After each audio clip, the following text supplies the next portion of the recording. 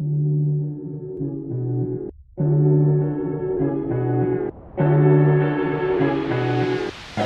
mercado editorial é cheio de altos e baixos, com crises que sempre se fazem presentes, sejam elas econômicas ou localizadas, como os problemas da Saraiva e da cultura. E claro, da pandemia do coronavírus.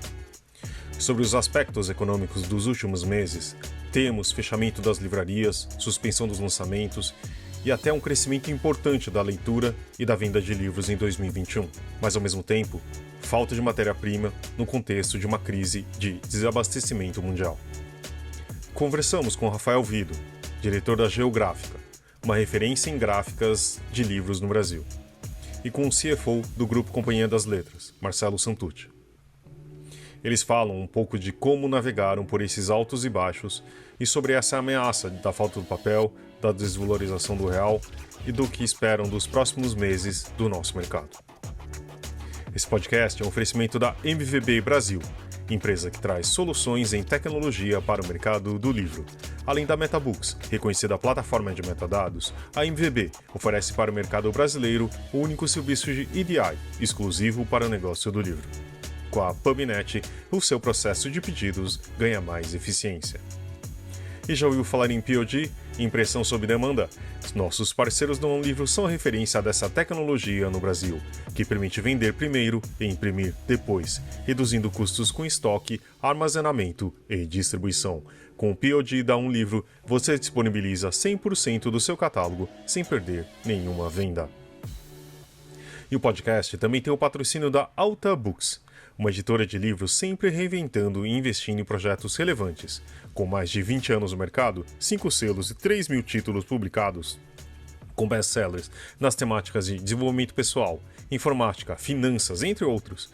Atualmente, o foco é o novo selo Alta Novel, com best-sellers internacionais de variados gêneros, como romance, fantasia, sci-fi, thrillers e mais.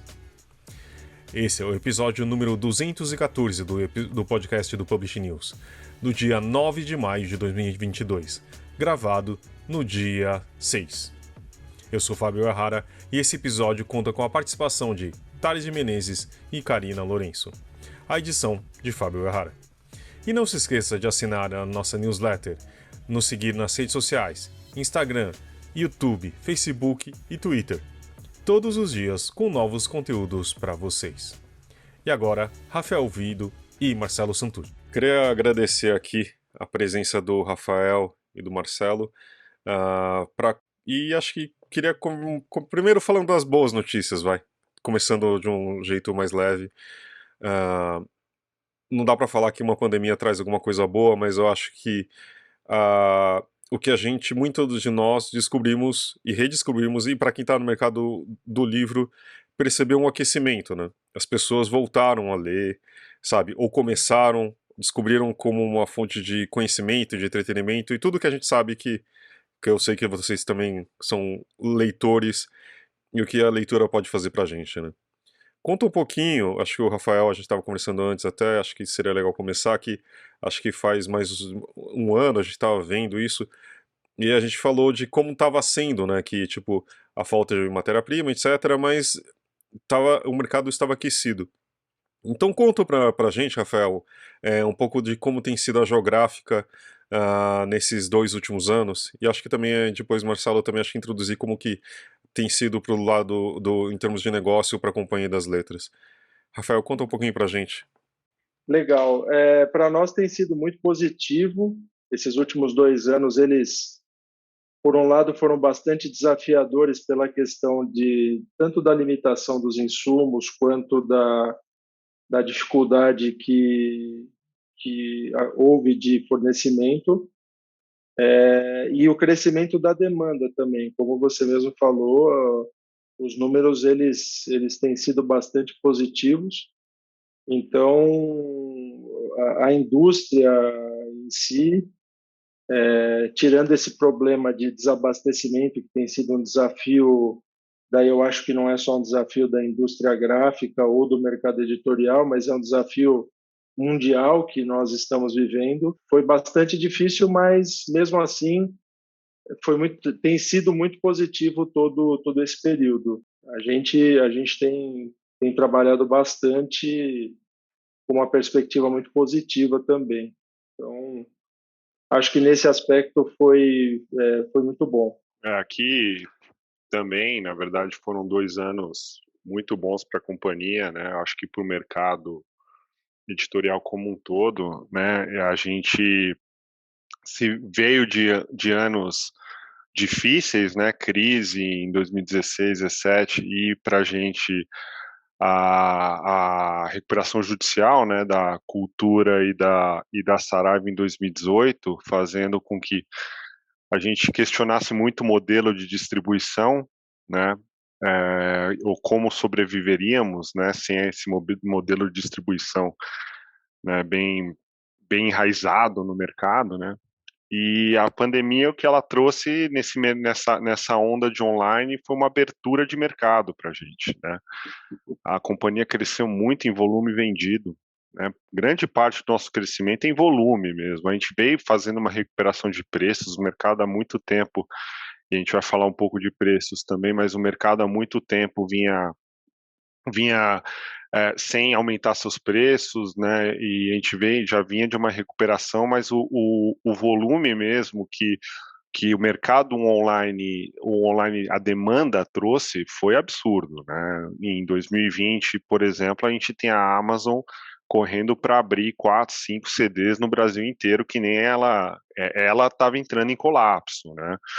E aí 2021 foi uma consolidação de toda a preparação, né? Então a gente brinca lá na companhia que na verdade ninguém sabe ao certo o tamanho do mercado editorial brasileiro, né? A gente estava muito restrito às livrarias físicas e de fato a gente aproveitou muito desse aumento, né? Desse aumento e a companhia com seu catálogo bem rico, bem forte, né? Aproveitou bastante, né? O mercado online o que ele traz se vende muito o que vende, né? Assim, então a gente tinha um catálogo, a gente já era bastante dependente do nosso catálogo e menos de lançamentos, então para nós foi super, super bom, na verdade, esses dois. E, Tivemos anos recordes. e complementando, acho que uma coisa também positiva que nós enxergamos aqui, imagino que vocês também, Marcelo, é que houve uma busca por produtos com mais qualidade, produtos com Sim. acabamentos melhores, especiais, box. Então, acho que tanto a companhia quanto a geográfica tiveram um desempenho muito positivo nesse segmento, né? Se olhou muito, né, mais para o produto em si, né, assim. E a outra coisa que é engraçado é o estilo da leitura também que a gente enxergou num começo de pandemia muito não ficção, autoajuda, e depois de um tempo migrou mais para ficção. A gente viu migrando, por exemplo, ano passado foi um ano para nós super forte na categoria YA, né? Os títulos YA foram super fortes, não são os especiais, mas os especiais também cresceram muito com a gente lá. Box de monte, assim, são todos. Eu acho que a gente partiu para um mercado de sortimento, né? Ter o produto bom e ter o produto disponível, né? Então, hoje a gente faz um trabalho de recuperação de catálogo também forte, que custa dinheiro, então tudo para o online, de novo, ele nos permite isso, né? Não é um mercado em consignação, é um mercado de venda direta, então você consegue administrar melhor seus estoques, né? Marcelo, dentro disso que você falou, dessas vendas, os livros digitais também estão inclusos, assim, em comparação digital com físico. Qual que você acha que saiu mais durante esse período de pandemia? Olha, o físico ele cresceu muito mais que o digital, tá?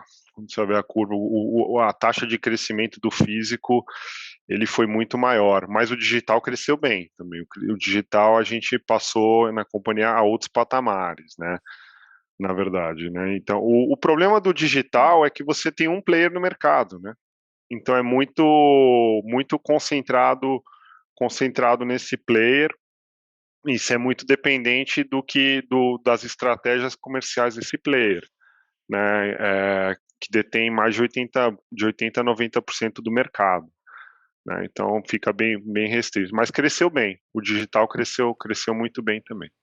Mas só para pegando, eu acho que vendo por um outro lado, então, mas as vendas que vêm do digital, quer dizer, vendas em site de produtos físicos e do digital, aí sim ocupou um outro patamar também. Né? Não, aí sim. Quando você fala de vendas online, físico ou digital, assim, é outro patamar. E agora, tentando já passar um pouco mais para o presente, né?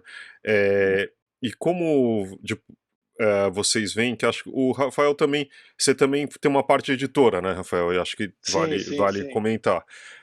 De como as lojas físicas têm recuperado também, que acho que a gente sabe a importância disso para a manutenção do mercado, né? A gente sabe que também o online tem o lado bom e ruim, né? Mas como que vocês têm visto? Na verdade, eu acho que são experiências que se complementam, né? Porque eu acho que tem espaço para todas essas demandas. Quando a pandemia começou, toda toda a cadeia estava despreparada para isso, né? Então, muitas empresas elas acabaram se transformando e acelerando o processo para poder atender em todas as demandas disponíveis. Então, eu acho que foi muito positivo e eu enxergo como bastante oportunidade ainda, porque agora vai complementar mais ainda. A pessoa que não tem acesso, ela vai continuar comprando online. A pessoa que tem acesso daquela compra de impulso, ela vai ter acesso à loja física agora e elas vão acabar um complementando o outro.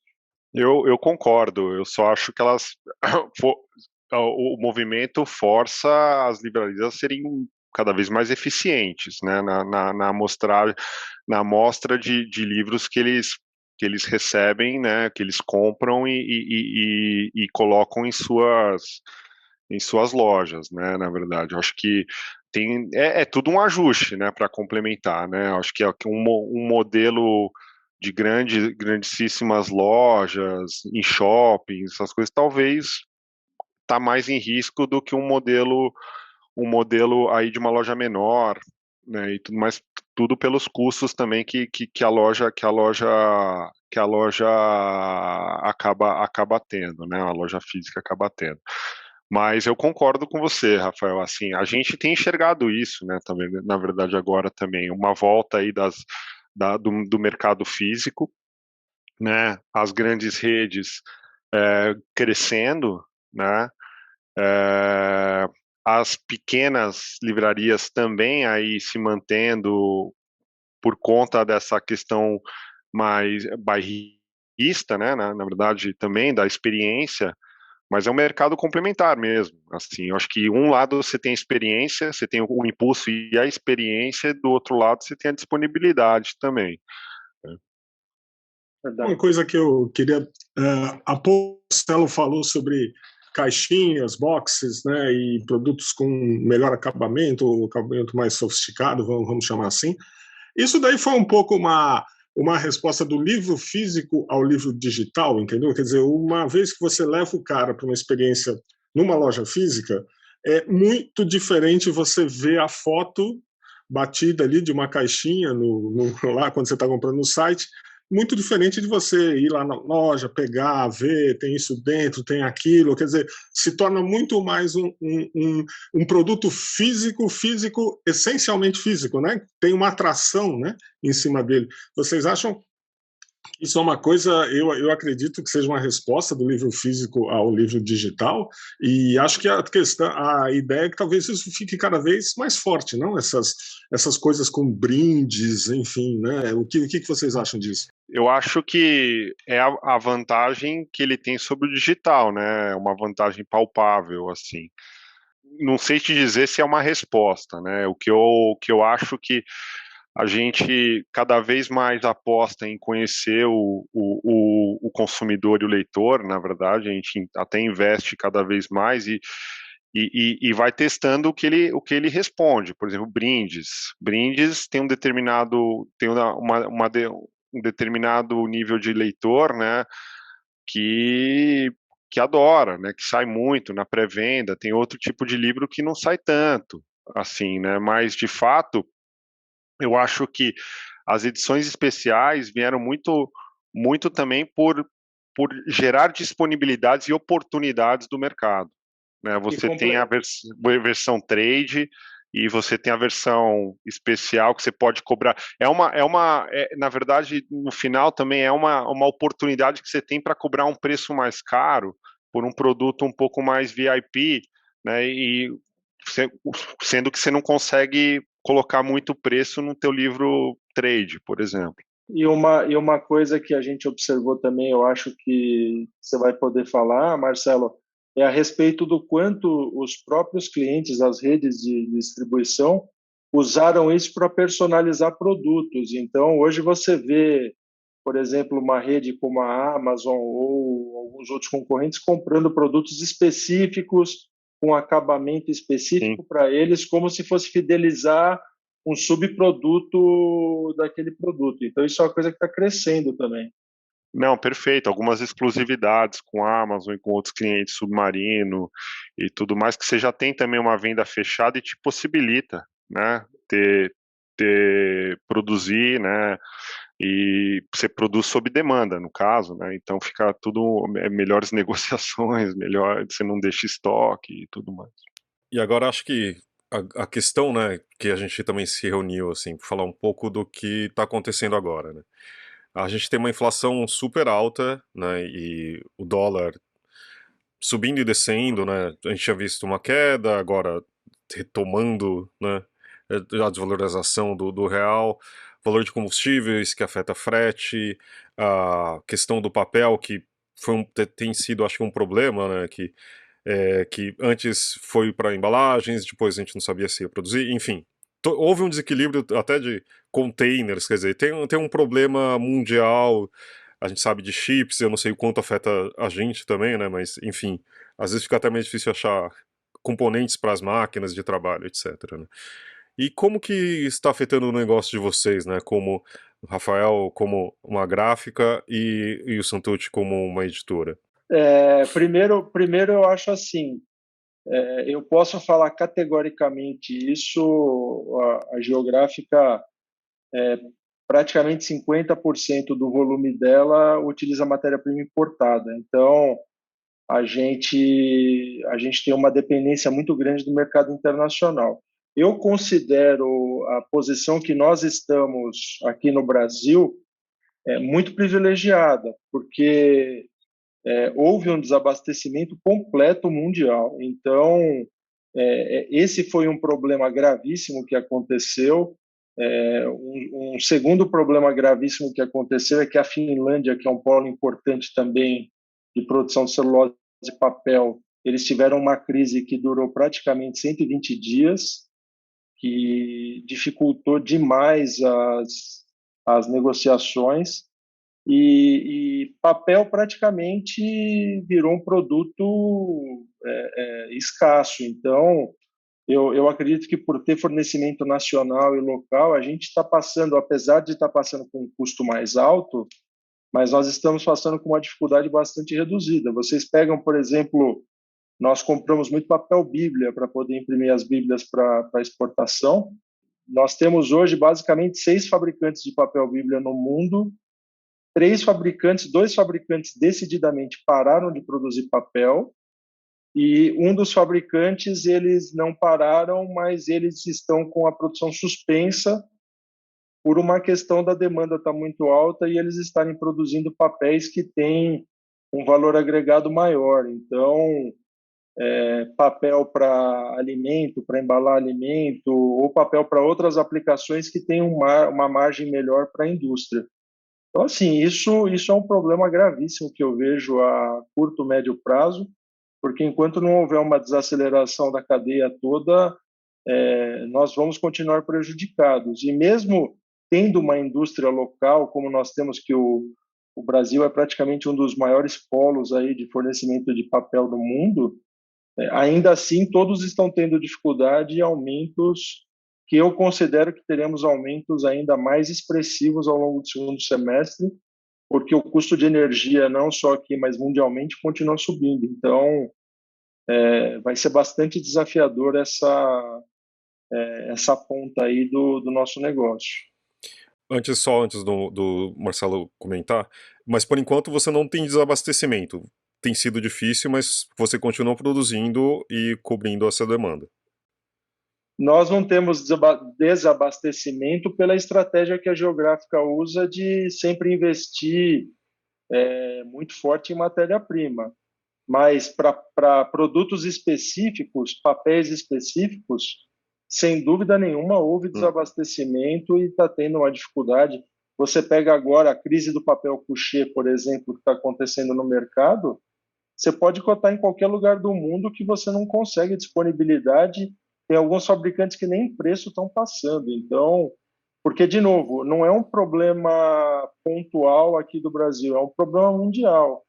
A cadeia de celulose, vamos falar, toda essa desconexão que houve do mundo, ela está trazendo vários prejuízos para toda a cadeia. Então, eu acho que, de novo, somos privilegiados por ter uma indústria forte perto de nós. Outros países estão passando uma situação bem pior, com certeza absoluta. Não, eu posso complementar na parte da crise mundial, na verdade, na questão da escassez de papel, sendo parte de um grupo, né, da Penguin Random House, a gente já intermedia também contatos da nossa fornecedora local com Chile, Argentina, Espanha, México, todos vindo aqui também para ter disponibilidade de papel, porque de fato, mundialmente, além do preço, a escassez na verdade, a escassez é o grande problema, né? Depois, o preço vem por causa da escassez, no caso, né? Mas a questão é ter a matéria-prima, né? Nossa estratégia também sempre foi de ser bem estocado em matéria-prima, desde sempre, né? A gente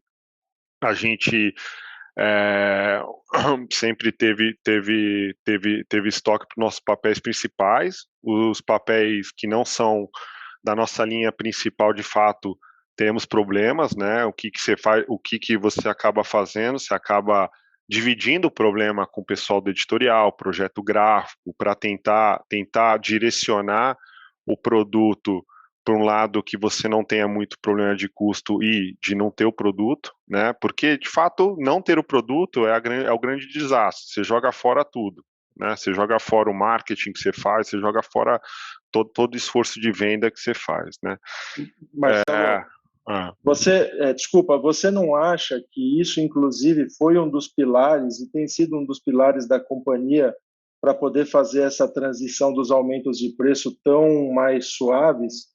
Porque as editoras que não tiveram acesso a isso, elas foram fortemente abaladas, né? Sem dúvida, sem dúvida. Assim, eu acho que na companhia, ter estoque de papel é tradição, né? Ano passado, a gente enxergando um pouco a crise, depois da crise do papel cartão, no começo do ano, a gente entendeu que a gente tinha que investir um pouco mais em estoque, né? Então a gente investiu em matéria-prima, né?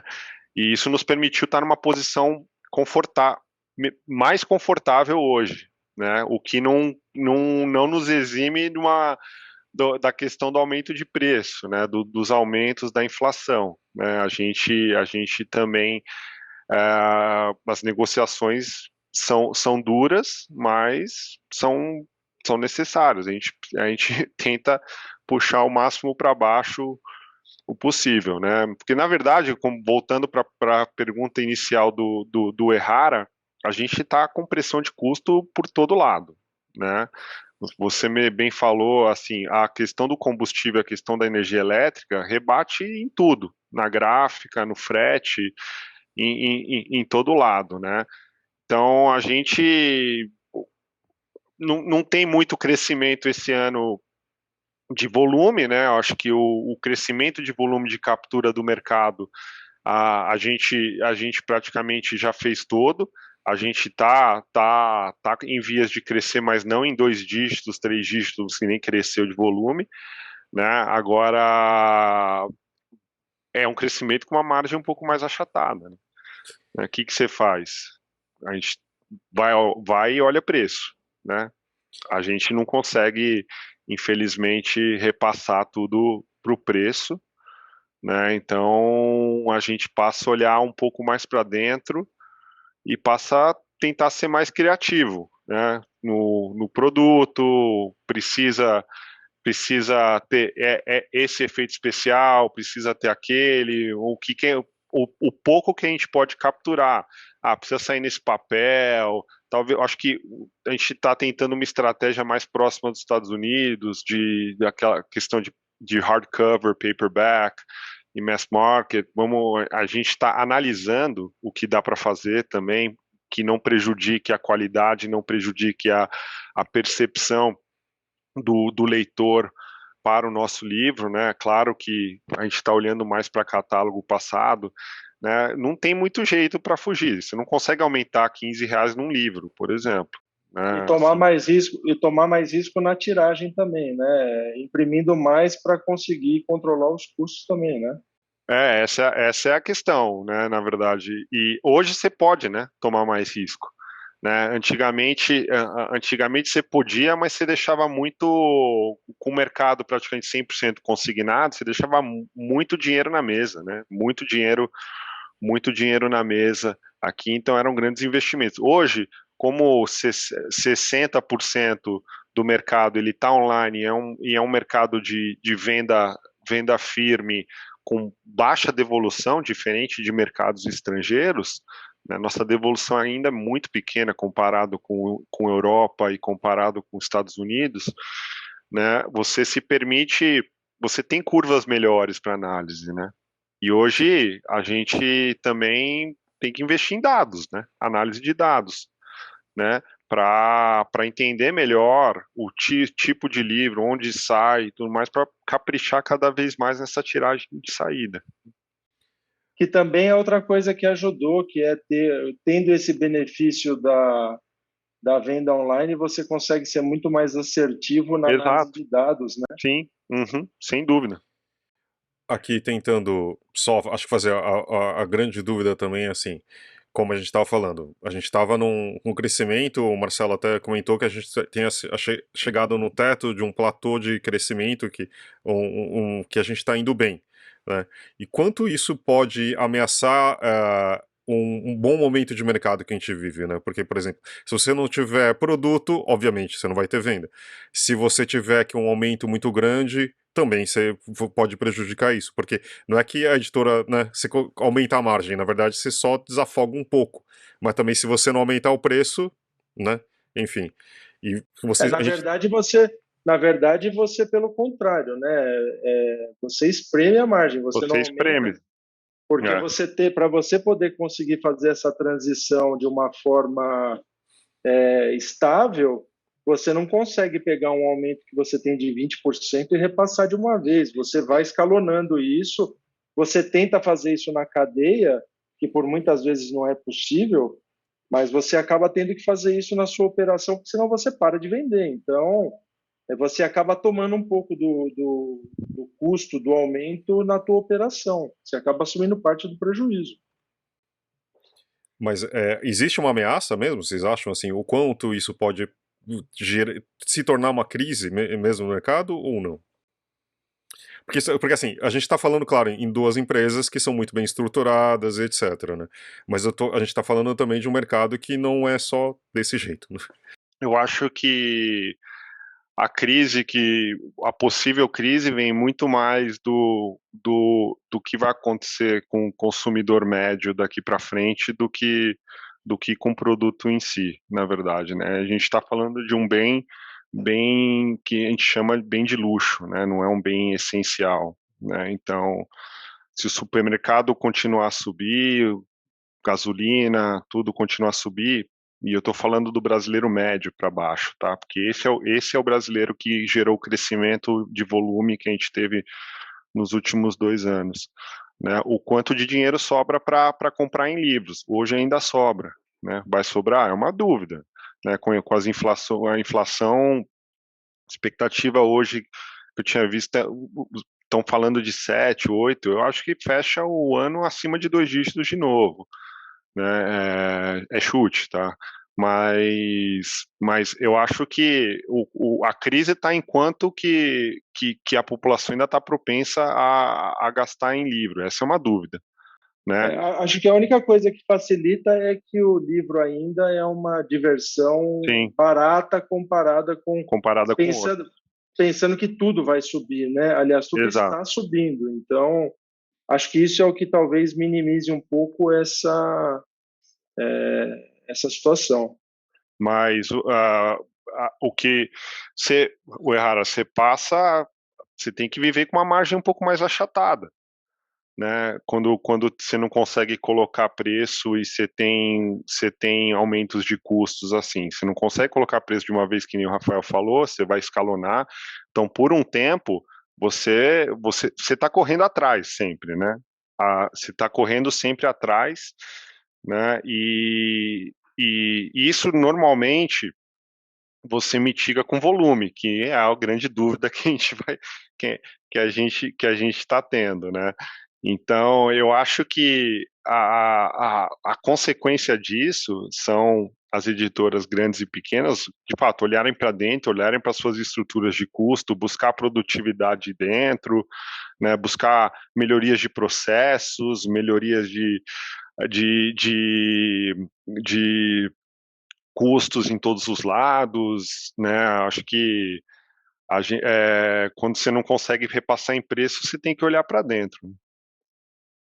E uma outra coisa também é que, diferente de muitas crises que nós vivemos, essa é uma crise mundial, né? De novo, é um problema que está em toda a cadeia, em todo o mundo. Então, é um problema que, vamos falar, os principais países desenvolvidos vão enfrentar também.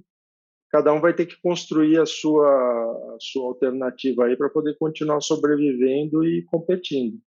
Não, e você tem outra, bem colocado, e você tem outra coisa mundialmente que está sendo discutida. A gente está voltando a um novo normal, né?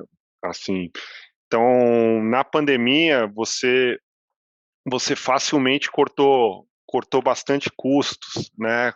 Bienal, Feira de Frankfurt, Londres, né? Esses eventos voltam, né? Bastante economia em viagens, né?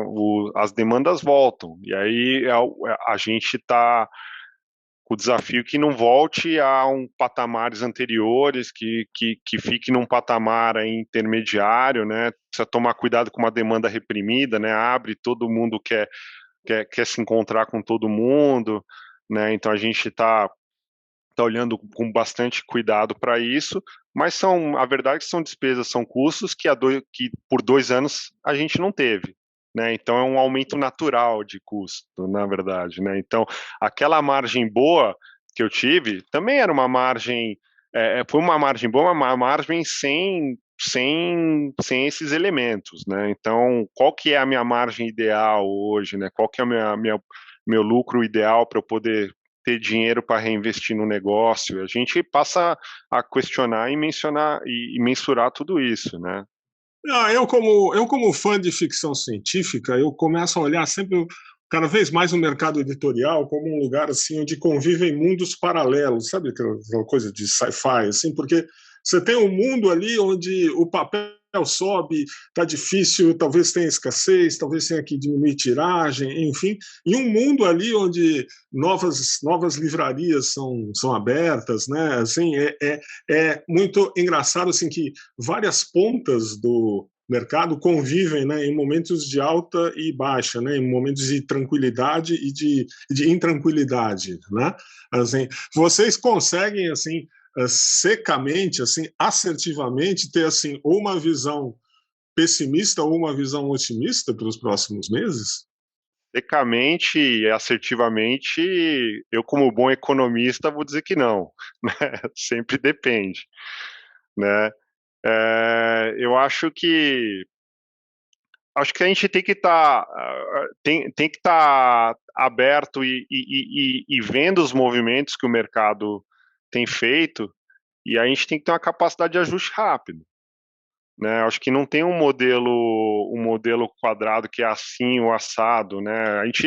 A gente tem que estar com a mente aberta para aprender também, né? Porque a verdade é que ninguém sabe onde vai parar o nível, o ratio entre online e livrarias físicas ainda. Qual que é o normal, né? Assim, a gente vem de anos que era 70, 80% físico, 20 online, para de repente o contrário, e agora passaram a abrir, né, de novo. Então, qual que é o normal? Assim, eu acho que a gente precisa estar de mente aberta e ter uma capacidade de ajuste rápido, né? E com dois desafios extras, que é a Copa do Mundo e as eleições, né? Exatamente. Então, o mercado sempre teve um certo impacto nesses períodos. Então, isso também eu acho que vai contar aí em todos esses desafios para o ano. Eu acho que o lado bom esse ano, Rafa, que a Copa do Mundo sendo no final do ano, ele já vai cair num mês que eu lanço É um mês de Natal, né? Eu lanço menos anyways, e o mercado online, o que ele trouxe, a nova compra de Natal é a Black Friday, né? Assim, pro livro. Óbvio, o Natal continua sendo muito forte, mas cada vez mais se antecipa muito os lançamentos fortes para você estar bem posicionado no mercado em novembro, né? Então, acho que só um adendo ao que você colocou, porque é fato, né? Mercado, ou no futebol, ninguém compra livro, na Copa do Mundo compra, mas muito menos, né? Na eleição é sempre uma dúvida, mas a Copa do Mundo em dezembro esse ano, a gente vê até como positivo para o nosso mercado, tá? É verdade. E tem também a questão, de novo, da questão do suprimento de papel, que também Sim. vai ter impacto por conta das eleições. Então, isso é outro novo normal, né, Rafa? Que você não pode contar com o papel, com a disponibilidade de papel, né? O que a gente fez? A gente cada vez mais está planejando a produção no longo prazo. Você sabe qual livro que você vai produzir lá na frente? Não sei, mas eu estou colocando um número ótimo de exemplares aqui, pega as médias de papel, e a gente está dando uma expectativa de consumo para Suzano, no caso, para garantir o fornecimento, né? E aí vendo, e óbvio, os papéis que já são naturalmente um pouco mais complicados, né? O cartão, o coucher no caso, né? Na nossa linha de coucher, eu preciso ter um pouquinho mais de colchão neles, né? Assim, né? Mas de fato, eu acho que esse é um aprendizado que a gente teve, né? A gente não pode contar que a hora que você colocar o pedido, o papel tá lá. Eu estava pensando aqui, vocês falando sobre a escassez de papel, não sei se é uma dúvida boba minha, mas é sobre o livro infantil, porque normalmente os livros infantis são em formatos diferentes do padrão 14 por 21, 16 por 23, né? Então, suponho eu que eles sejam mais caros, e também normalmente são papéis especiais, ou tem coisas especiais dentro, assim, por se tratar de crianças.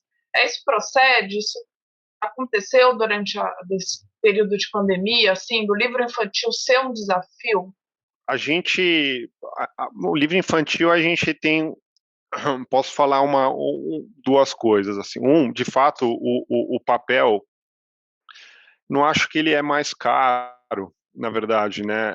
Assim, a gente conseguiu ter um custo razoável. Agora, aumentando, a gente vai revisando, né? Mas o livro infantil não é um livro com ticket médio muito baixo, tá?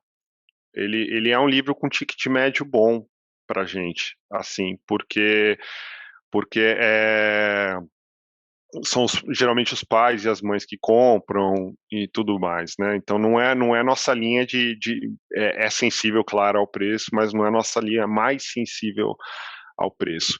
Mas o que a gente viu, assim, na questão da crise, é o coucher, né? Afeta diretamente a linha nossa de de infantil, né? Então a gente está analisando, né, o que fazer, porque de fato você não consegue colocar preço muito mais, né? Eu acho que esse é o grande problema nosso, com todos os motivos razoáveis do mundo, mas é um grande problema nosso. E por outro lado também, o que afetou no infantil, dependendo do livro, são os livros importados, né?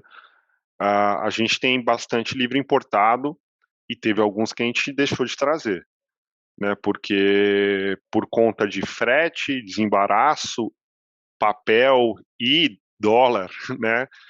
E preço do dólar, tem livro que não valeu mais a pena trazer porque eu não ia colocar preço. Não consigo colocar o preço nem para dar break-even, por exemplo, o 0 a 0. Né? Então, alguns livros a gente teve que deixar de lado, livros que não tem muito volume, né? Você privilegia o volume. E produtos sendo adaptados para poder conseguir ser lançados, porque, de novo, ou você faz isso ou você não tem produto. Então, não existe muita alternativa nesse momento. É procurar disponibilidade e dentro da disponibilidade você conseguir fazer o melhor uso do recurso. Não tem saída. Acho que para fechar, né, no nosso tempo que aqui o relógio está batendo já, só a última pergunta. Eu sei que a gente está falando com duas pessoas muito pragmáticas, por isso que eu gosto de conversar muito com vocês, mas o que vocês esperam desse ano? Do tipo, vocês esperam um crescimento, uma manutenção, e para o próximo? O que vocês imaginam? Que eu sei que com certeza vocês já fizeram o budget para o ano que vem, né?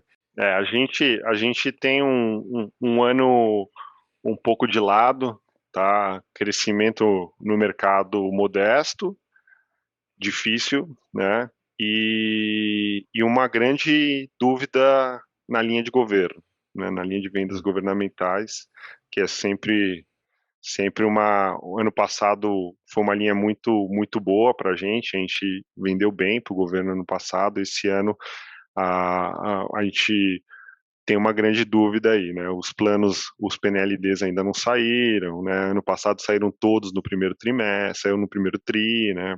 Então, estão mais espaçados, né? Então, a gente espera um ano de crescimento um pouco de lado.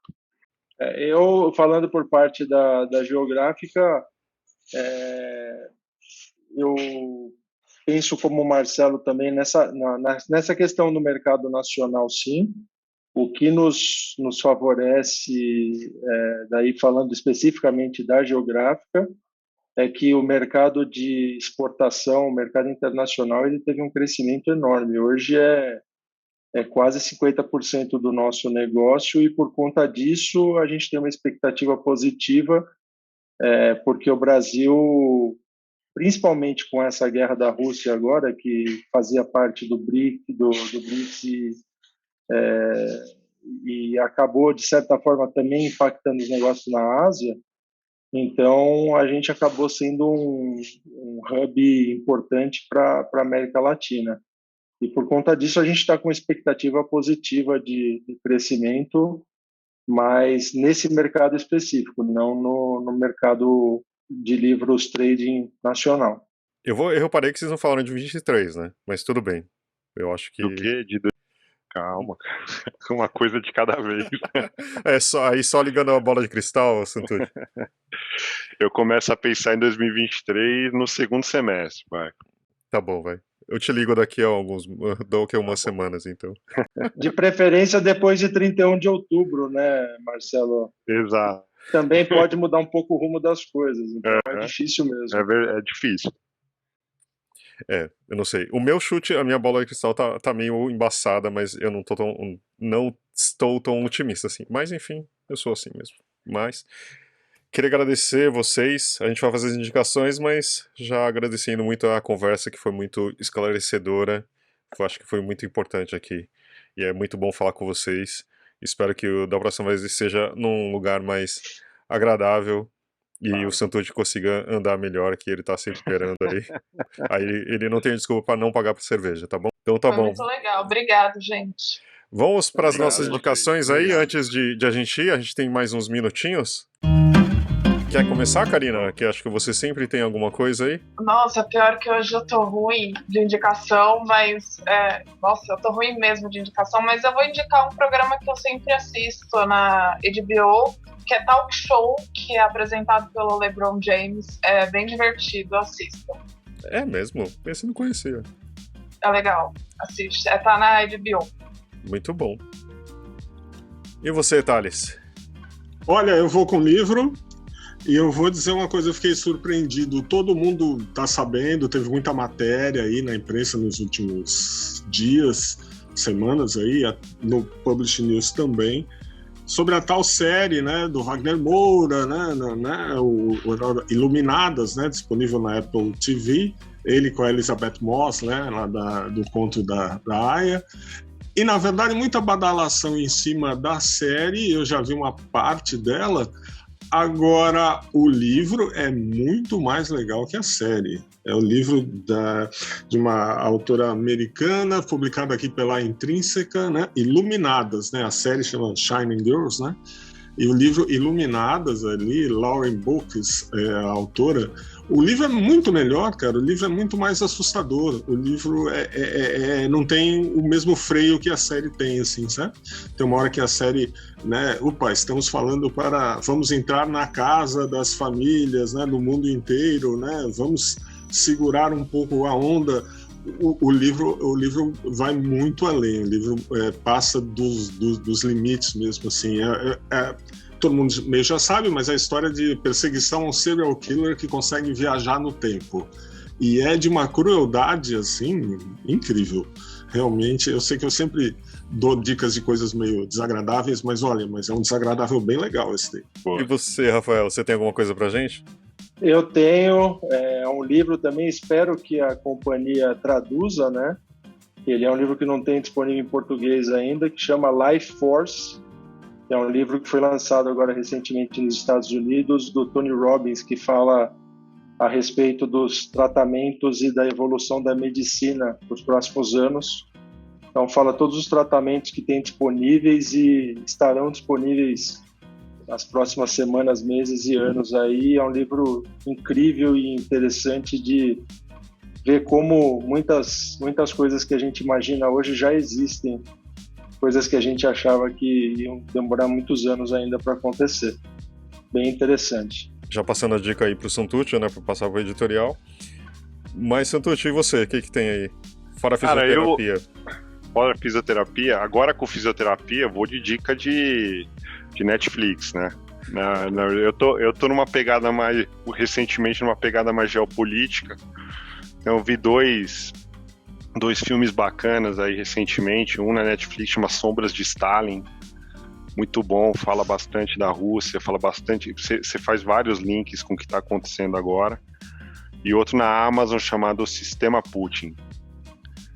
Então acho legal aí para quem gosta de se aprofundar um pouco mais nas raízes aí dos acontecimentos.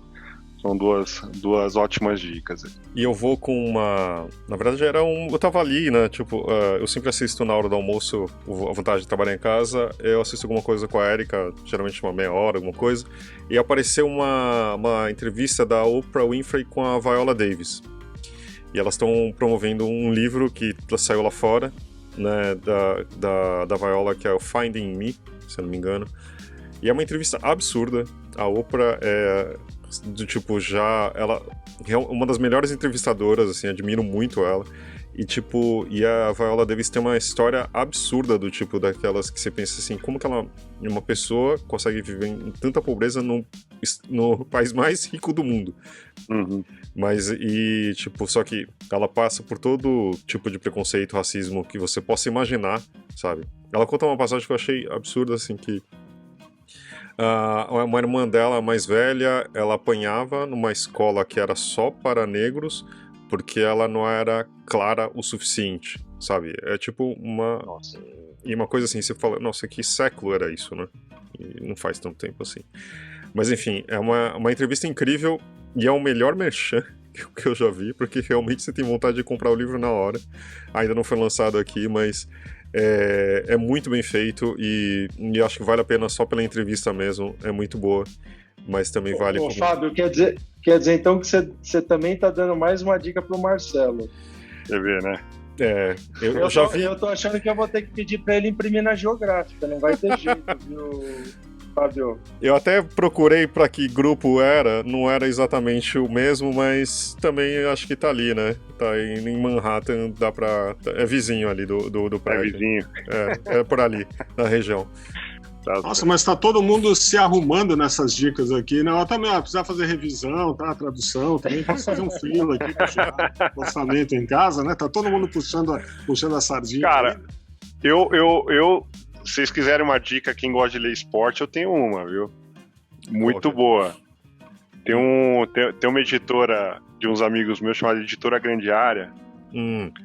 Tem um livro chamado muito bom, Futebol Como Ele É. Fala de finanças no futebol brasileiro. Quem gosta, do Rodrigo Capello, né? Quem não sabe, o Rodrigo Capello foi jornalista que denunciou o escândalo do Cruzeiro, né? Então ele passa por vários times. O nosso São Paulo, o Errara, ele passa também, né? Flamengo e tudo mais. E é uma ótima leitura aí também para quem gosta de ver meandros financeiros do futebol, tá? É quem tem estômago, né, pelo visto. Muito legal. É verdade. Mas, gente, Marcelo, Rafael, muito obrigado aqui. Foi muito legal a conversa com vocês. E espero vê-los em breve ao vivo aí, tá bom?